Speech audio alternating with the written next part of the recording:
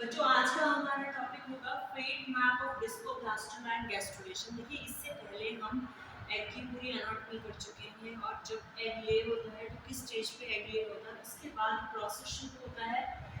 जो ब्लास्टुला बनता है वो है डिस्कोब्लास्टुला, एक डिस्क नुमा जो है ब्लास्टुला फॉर्म होता है। उसके बाद इस डिस्कोब्लास्टुला का फेट मैप हमें देखना है कि प्रेजेंटिव एरियाज कौन कौन से हैं। उसके बाद गैस्ट्रुलर मूवमेंट के थ्रू गैस्ट्रुलेशन में कौन कौन से स्टेप्स हैं। तो पहले देख लेते हैं कि इसका फेट मैप कैसा है। देखिए जो डिस्क है उस डिस्क में कुछ प्रेजेंटिव एरियाज पहले मार्क हो जाते हैं कि क्या एपिडर्मिस बनाएगा, क्या मेसोडर्म बनाएगा, क्या एंडोडर्म बनाएगा, कौन सा पोर्शन कहाँ होगा। तो पहले एक बार हम देख लेते हैं कि जो गैस्ट्रुलेशन है उसमें जो पहला जो स्टेप है उससे पहले जो हमारा एम्ब्रियोनिक मूवमेंट है जैसे कन्वर्जेंस हो गया, इन्वोल्यूशन हो गया, एपिबोली हो गया और इलोंगेशन, ये क्या है, ये जो मूवमेंट है इनको हम बोलते हैं एम्ब्रियोनिक मूवमेंट। इनकी वजह से जो भी एम्ब्रियो के पार्ट फॉर्म होने होते हैं वो पार्ट फॉर्म होते हैं और ये डिस्टिंग यानी कि जो गैस्ट्रुलेशन प्रोसेस है ये बहुत लॉन्गर चलता रहता है, जिसमें सबसे इम्पोर्टेंट स्टेज आती है फॉर्मेशन ऑफ एंडोडर्म। देखिए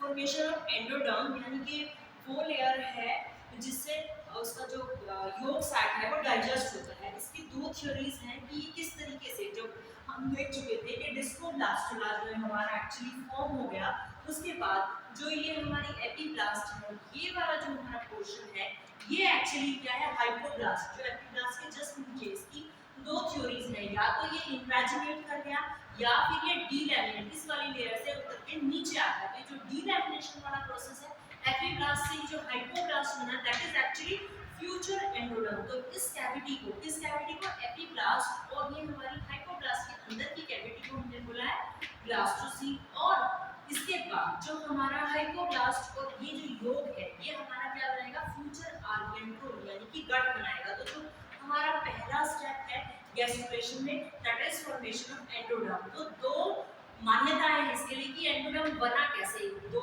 थ्योरीज कौन सी है, तो डीलैमिनेशन की थ्योरी जो कि मोस्टली एक्सेप्टेड है कि यहाँ से शीट उठकर बीचों बीच आ गई है, जिसको हमने क्या बोला, हाइपोब्लास्ट या एंडोडर्म। आप देख लेते हैं उसके बाद फॉर्मेशन ऑफ प्रिमिटिव स्ट्रीक। अब ये वाला जो प्रोसीजर है ये कैसे जा रहा है, देखिए यहाँ पे हम देख सकते हैं कि जो फेट मैप है इसमें क्या होगा कि ये जो स्ट्रीक हम देख रहे हैं गैस्ट्रुलर मूवमेंट से कन्वर्जेंस हो रही है, इलोंगेशन हो रही है, सेल्स जो है मूव कर रही है। ये क्या है, एंटीरियर पोस्टीरियर एक्सिस को स्पेसिफाई कर रहा है, जो कि फॉर्मेशन ऑफ प्रिमिटिव स्ट्रीक जो हमारा सेकंड स्टेप है that is formation of primitive streak. अब देखेंगे हम कि यहाँ पर क्या है, मेसोडर्म इसके अराउंड प्रिमिटिव स्ट्रीक जो है एम्ब्रियो की एंटीरियर पोस्टीरियर एक्सिस को स्पेसिफाई करते हैं। और उसके बाद इसके जस्ट ऊपर नोटोकॉर्ड है और न्यूरोएक्टोडर्म है और ये जो हमने मार्क स्पेस दिखाया दैट इज एपिडर्मल एक्टोडर्म। अब जैसे जैसे टाइम इंक्यूबेशन का बढ़ता चला जाएगा ये वाला जो हमारी प्रिमिटिव स्ट्रीक है ये और इलोंगेटेड होती चली जाएगी और इसका जो एंटीरियर पोर्शन है that is block bye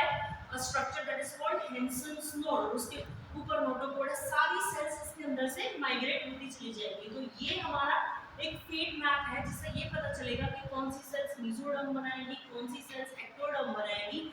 so it is the fate map of chick egg. और यहाँ पर हमने देखा कि एंडोडर्म की फॉर्मेशन कैसे हुई। एंडोडर्म की फॉर्मेशन होते ही प्रिमिटिव स्ट्रीक है, उसके बाद मेसोडर्म की फॉर्मेशन, इसके लेटरल लाइन में मेसोडर्म इसके साथ साथ चलते रहेंगे और उसके बाद नोटोकॉर्ड की फॉर्मेशन होगी। आई होप आप लोगों को ये समझ